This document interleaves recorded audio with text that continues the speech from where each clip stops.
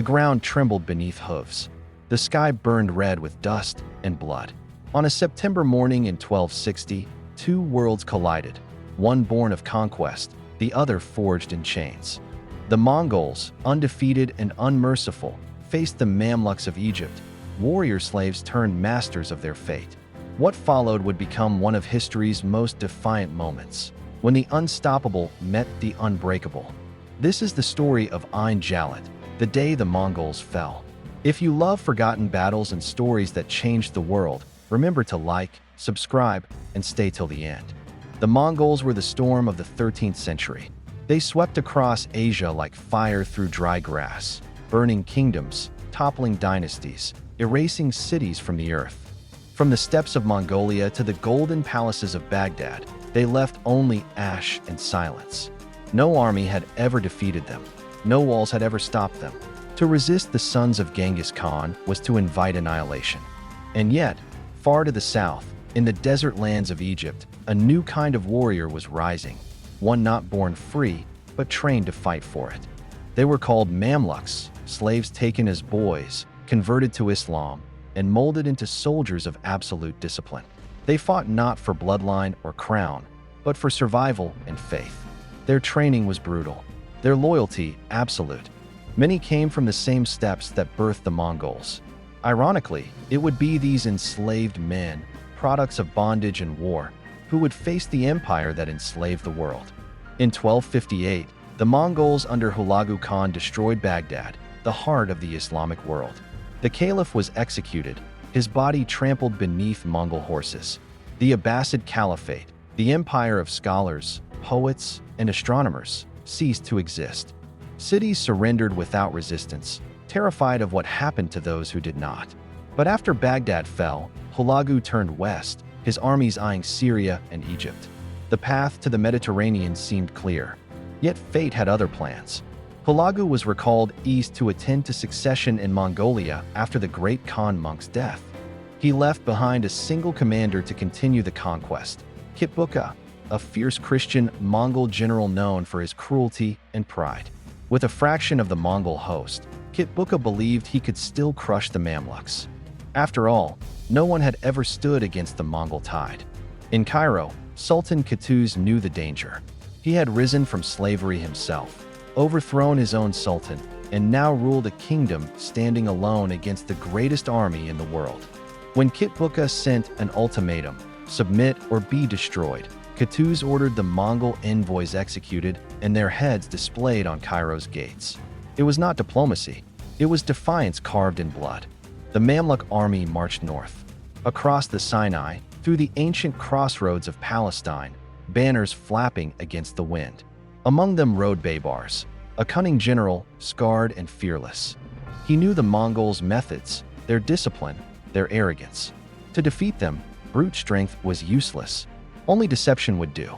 And so, Baybars began to weave a plan, one the Mongols would never see coming.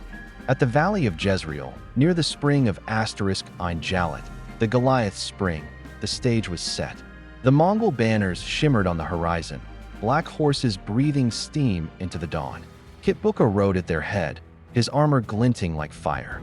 He believed he was marching into another massacre. What he didn't know was that the hunters were now the hunted.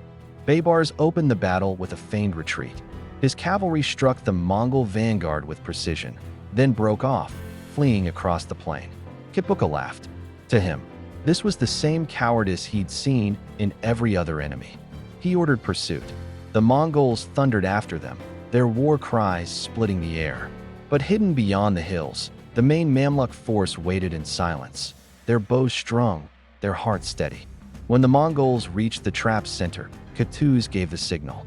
Trumpets blared, drums thundered, and from the hills, the Mamluk cavalry poured down like a storm.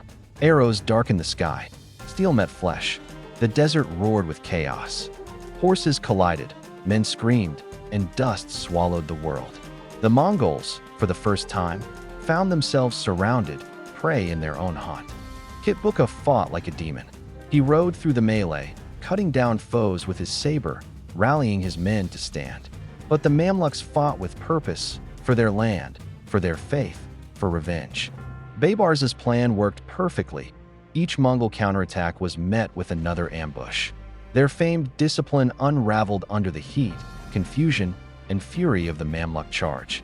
In the heart of the chaos, Qutuz rode forward, his sword gleaming with blood and dust. "O Islam! O victory!" he cried, his voice echoing across the valley. His men surged behind him, their faith igniting their fury. Kitbuka was cornered, his horse wounded. Still, he refused to flee. "A Mongol does not run," he spat. Surrounded on all sides, he was dragged from his horse and captured alive. The battle lasted hours, but by sunset, it was over. The Mongol line collapsed. Their banners lay trampled in the dust. Thousands lay dead. Kitbuka was brought before Sultan Qutuz. Even as a prisoner, he stood tall. "You may kill me," he said, "but know this, I die proud, not broken." Qutuz ordered his execution. The blade fell, and with it ended the Mongols' aura of invincibility. Ain Jalut was more than a victory. It was a turning point in history. For the first time, the Mongol war machine had been stopped, not by weather, not by terrain, but by men who refused to bow. Word of the defeat spread across Asia, shaking even the confidence of Kublai Khan himself. The myth of Mongol invincibility was shattered. For the Mamluks, the victory was divine vindication. They had saved not just Egypt, but the entire Muslim world from annihilation. In mosques from Cairo to Damascus, sermons praised Qutuz and Baybars as heroes chosen by God. Yet their triumph came at a cost. The battlefield was a graveyard of thousands, both slave and free, united in death beneath the same blood-red sky. But victory breeds ambition. Baybars, ever the tactician, saw himself as the true architect of Ain Jalut's glory. Qutuz, triumphant but wary, knew his general's hunger for power. Weeks later, as the army returned to Cairo, Qutuz was ambushed and killed, some say by Baybars' own hand. The hero of Ain Jalut became a martyr, and his betrayer, Egypt's next sultan. Under Sultan Baybars, the Mamluk Empire flourished. He fortified the borders, rebuilt cities destroyed by the Mongols, and turned Cairo into one of the richest cities in the world.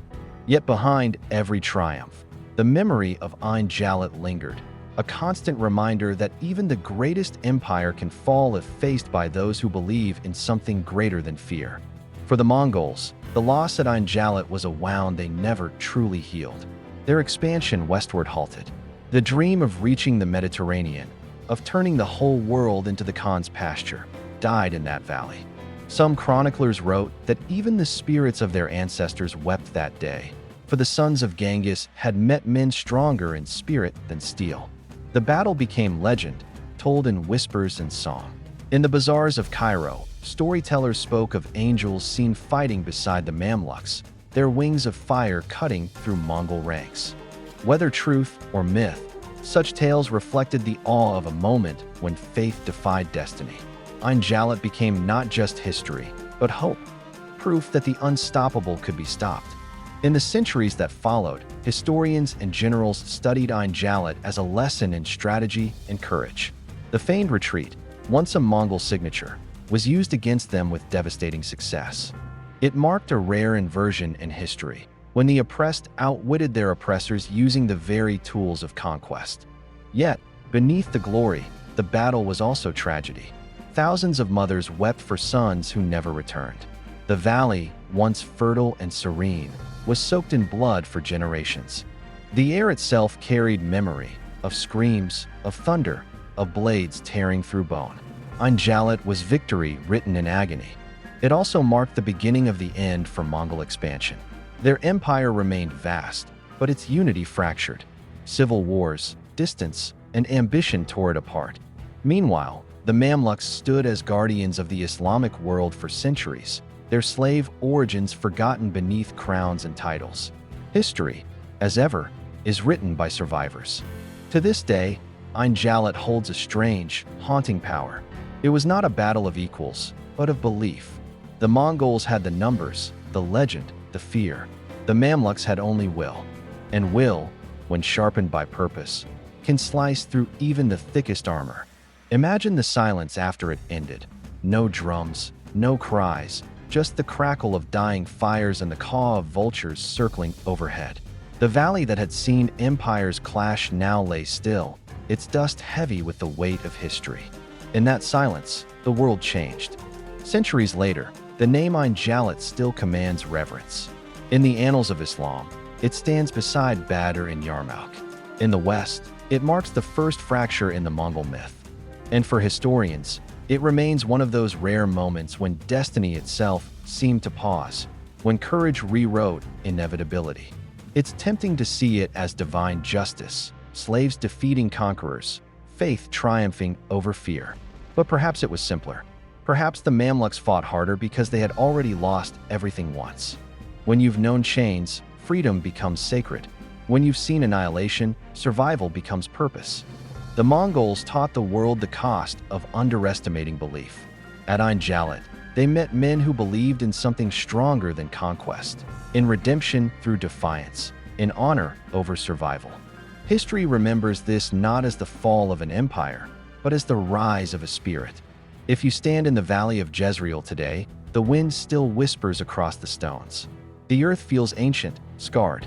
Farmers plow fields where warriors once fell. But listen closely, and you might still hear the echoes, the clash of swords, the roar of men who refuse to kneel. Ain Jalut is not just a place. It's a memory that breathes. Every empire believes itself eternal until the moment it breaks. The Mongols were no different. At Ain Jalut, their legend ended not with thunder, but with silence, the silence of disbelief, of a godless storm finally stilled. The Mamluks proved that destiny bows only to the brave. And so, the day the Mongols fell became the day humanity rose. From slaves to saviors, from dust to dynasty, the Mamluks carved their name into history's bones. Ain Jalut stands as testament. No power lasts forever, no fear is invincible, and no conqueror escapes the truth that all empires bleed.